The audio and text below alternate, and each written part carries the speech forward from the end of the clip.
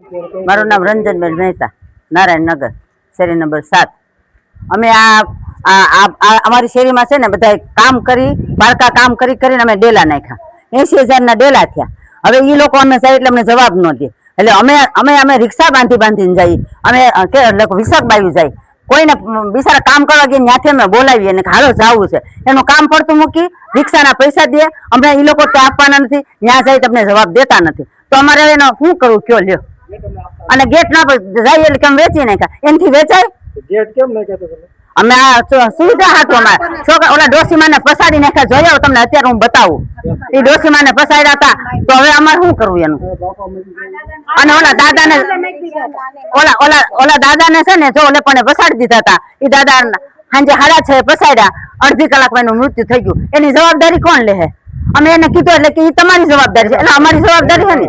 હે એ ખૂટિયા પસાડી દીધા હતા, તો હવે ખૂટિયા દોડાદોડી કરે, અમારા નાના છોકરા 25 છોકરા મારા ગલીમાં છે, હવે જવાબદારી લોકો લેવાના હોય તો દરવાજા ન નાખે, નકર દરવાજા નાખી દે, હાલો।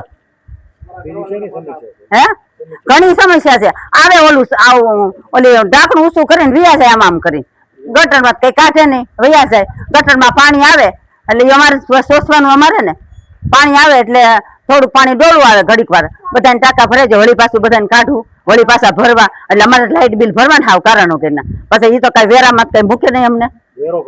હા ભરીએ છે, બધા ભરે છે, કોણ નથી ભરતું? રેગ્યુલર, કોઈનો વેરો બાકી હોય જ નહીં, ઘણા વર્ષ થશે, અને આ ડેલા પછી તમારે બહુ સમસ્યા છે। શેરી નંબર 6, નારાયણનગર। અમારા પહેલો પ્રશ્ન તો પાણીની ગટરનો છે। પેલા તો ગટર લાઈન કોઈ સાફ કરવા આવતું નથી, અને ગટર ઓટાને ઘરમાં ઉભરાય ને ઘરમાં પાણી ઘરી જાય ગટરને, ઊંડીઓ કોઈ સાફ કરતું નથી, કોઈ સુધરાઈ વાળા આવતા નથી, નથી વાળવા આવતા, નથી ગટર સાફ કરવા આવતા, અને 2 વારાથી અમારે ડોળું પાણી આવે છે ગટરનું, 1 કલાક ડોળું આવે, પછી નળમાં સારું આવે, દર વખતે એવું જ થાય છે। અમારે ટાંકા ન ખબર હોય તો ટાંકામાં પાણી ગટરનું આવી જાય, ટાંકા અમારે ખાલી કરવા પડે, વેસળીને ફરી ભાડા લઈને મગાવવું પડે છે। રજૂઆત કરેલી છે પણ કોઈ આવતું નથી ભાઈ, 2 વખત રજૂઆત કરી કે ગટરનું પાણી આવે છે, ગયા વર્ષે કરી હતી, આ વર્ષે કરી હતી, 1 વર્ષ અમે ગટરનું પાણી પીએ છીએ।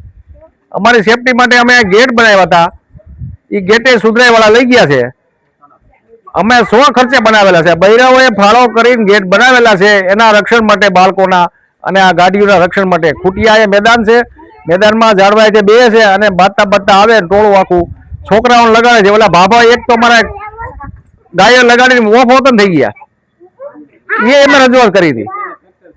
એક બેને ફ્રેક્ચર થયા, લુલા આ શેરીમાં છેલ્લે રહેશે, એને એ ભાઈને ફ્રેક્ચર થઈ ગયું છે, તોય કોઈ સાંભળતું નથી કાંઈ।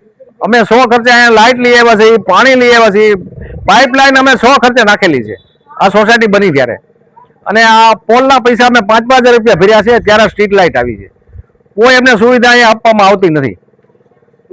અને અહીંયા માણસો અહીંયા કચરો ફેંકી જાય છે, અહીંયા કોઈ સાફ કરવા આવતું નથી, જ્યારે કોઈ બાવળ ઊભા છે, રોડે અધૂરો પડ્યો છે, કોઈ અહીંયા સુધરાય નામે કોઈ વસ્તુ અહીંયા થતી નથી। આ અમારું હનુમાનપરા, નારાયણનગર, શેરી નંબર 6:30। નારાયણનગર અને 7 નંબરની શેરી, અને મારું નામ વિમબેન, અને અમે આ બાળકો હાટું ગેટ નાખ્યા હતા, સુધરાવ્યા, 3 વાર કાઢી ગયા, અમારા છોકરાને ગાવું મારે છે, અમારે ધોડી લેવા ગાડીઓ ભાંગી નાખે છે, તો એ સુધરાઈ જાય તો કઈ હોકારો દે ને તમારા ગેટ વેચાઈ ગયા છે। બીજો એક સામે નાખેલો છે, 2 ગેટ અમે 80,000 ના 2 ગેટ કર્યા છે, બાયું ઠામડા ઉટકી અને ગેટ નાખ્યા છે। ઘર કામ કરવા જાય, નગરપાલિકા રજૂઆત કરી તમે? અમે કેટલી વાર ઓફિસે ગયા પણ કઈ હોકારો દીધો જ નહીં। કોને રજૂઆત? ઓફિસ વાળાને, નગરપાલિકામાં બધાય જાતા, આવા જવાના 50 રૂપિયા રિક્ષાને દેતા, અમે 800 રૂપિયા ભાંગ્યા છે, તો અમારે કઈ, અને આ ગટરમાં ભરાઈ જાય, ઉભરાઈ જાય, પાણી ગંધારું આવે, અને કરડો કોઈ કાઢવા આવતું નથી, હલવાઈ જાય તો એમ સાફ કરીને વી જાય, ખાલી પાણી ખેંચી સાફ કરવા આવ્યા હતા અઠવાડિયા પહેલા, 1 દી હાલે પાણી ખેંચીને વ્યા જાય, કે કરડો કાઢે નહીં, એ કે તમારે બીજા કરડો ખેંચવાનું કહેવાનું।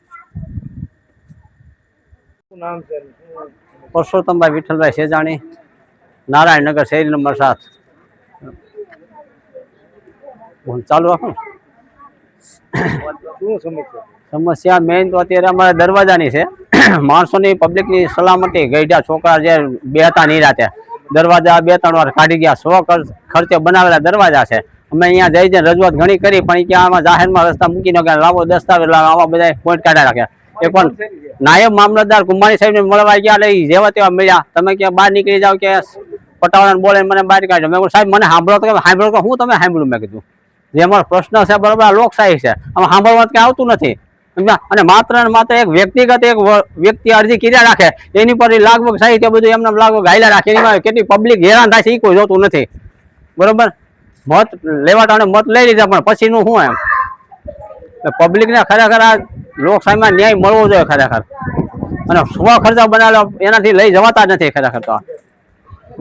અને કેટલાય અહીંયા ફ્રેક્ચર થઈ ગયા. એક ભાઈ એમાં દાદા ઓફ થઈ ગયા. બાળકો રોડ પર રમી એકતા બૈરાઓ બે એકતા નથી. એક ડોશીમાં બીજા એક પડી ગયા હતા.